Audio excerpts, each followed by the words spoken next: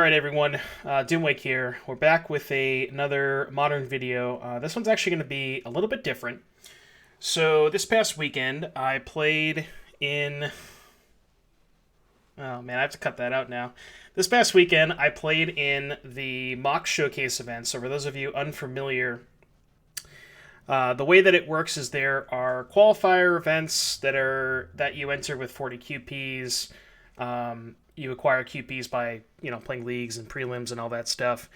And then you use those QPs to enter an event. If you top 8 that event, you then qualify for another slightly smaller event, which is usually about 24 players, because there are essentially three events that feed each particular showcase finals. Sometimes they have last chance qualifiers that fire, and then if you, I think is that a 4-round event or a 5-round? I think it's 5 rounds if you 5-0 UQ for the showcase finals. So they're at least 24. This one had 30, so more LCQs fired than I thought they were going to.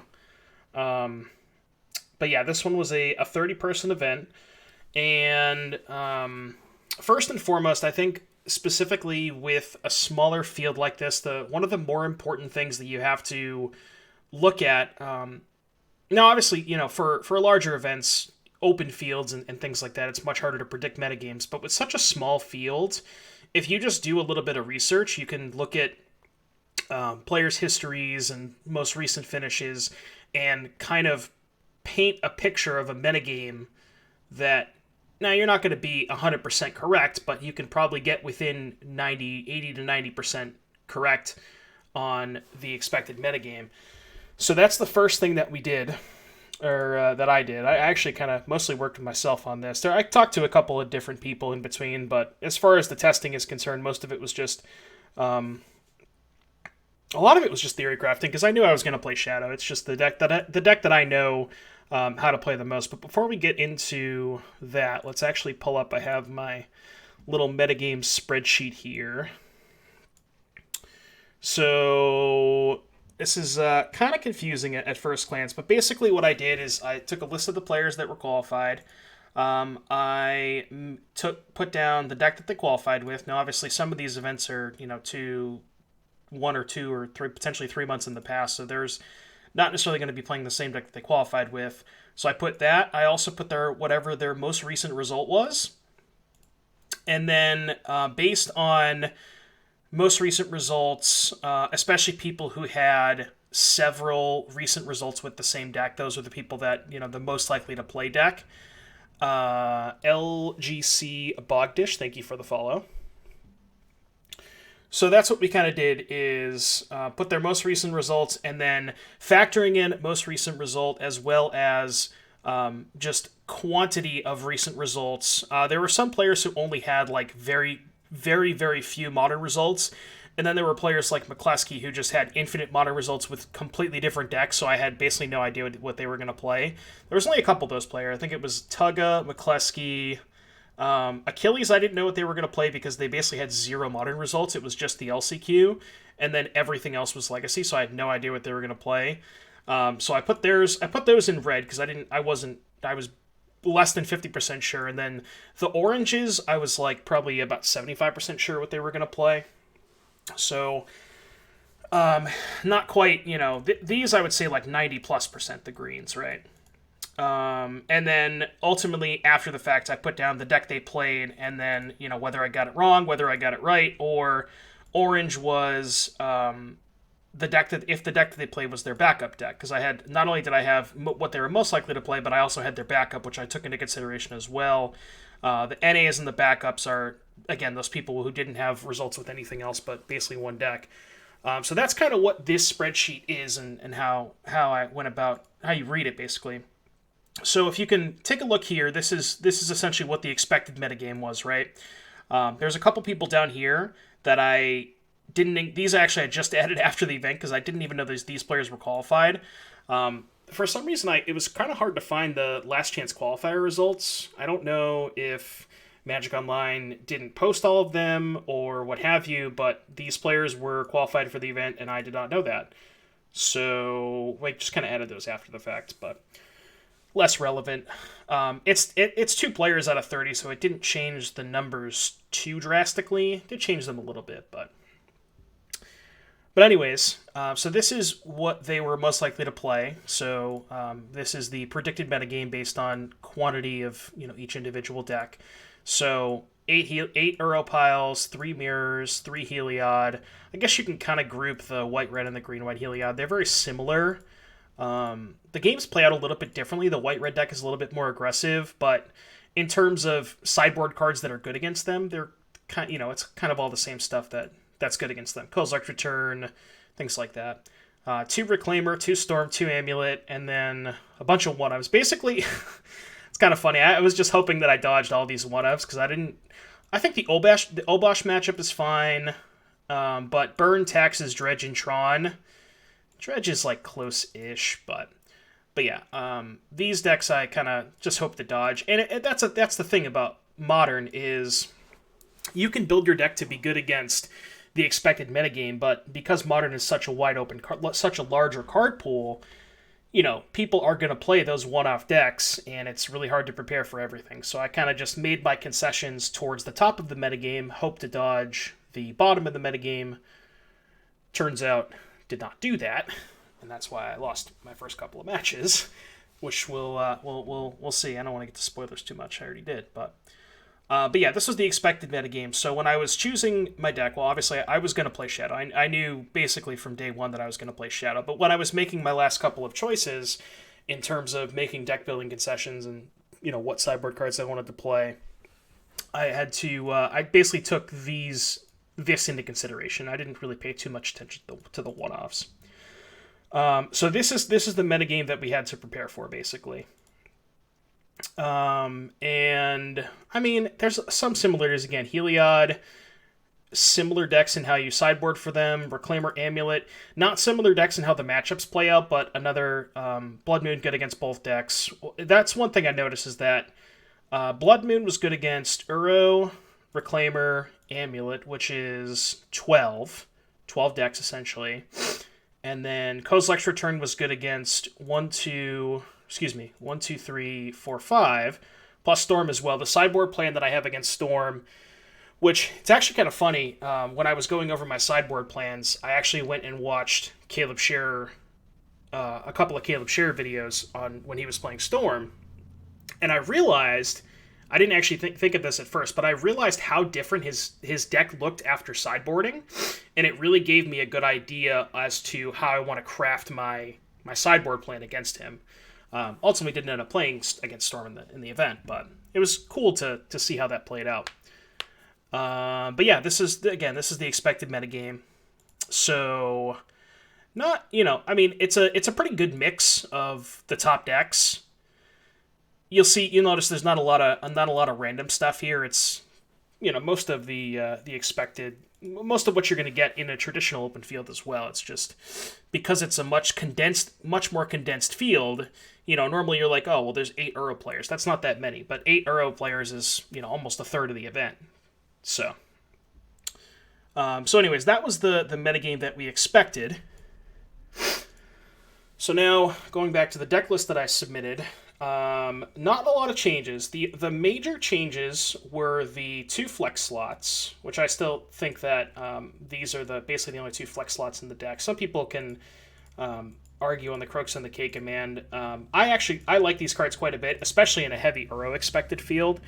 The grindier cards are where you get your percentages game 1, because game 1 is not the easiest when you don't have access to Blood Moon. So you get a little bit more percentage with your 2-for-1 cards like Crooks and K command and things like that. But basically, from the list that I had played in the past, I cut 1 Fatal Push and I cut the Seal Fire, and I added 2 Inquisition of Kozilek. Now, remember, because there were going to be 8 Uro decks, and, again, that's almost a third of the field, I figured trimming a Fatal Push was fine, because See, the thing is, the Heliod matchup is bad enough game 1 anyways, that, the difference between 3 and 4 Fatal Pushes is not enough to give you a huge edge game 1, but the difference between 2 Inquisition and 2 dead cards against Omnath or Uropiles is a much bigger difference, right? So that's why I decided to play the 2 Inquisitions there, hedge a little bit for Omnath. It's not like Inquisition's a terrible card. Card's almost always going to be live. It's never bad, but it is much better in a heavy Uro expected field. And then everything else is the same. Didn't really change much. Again, 2 swamps because we have Blood Moons.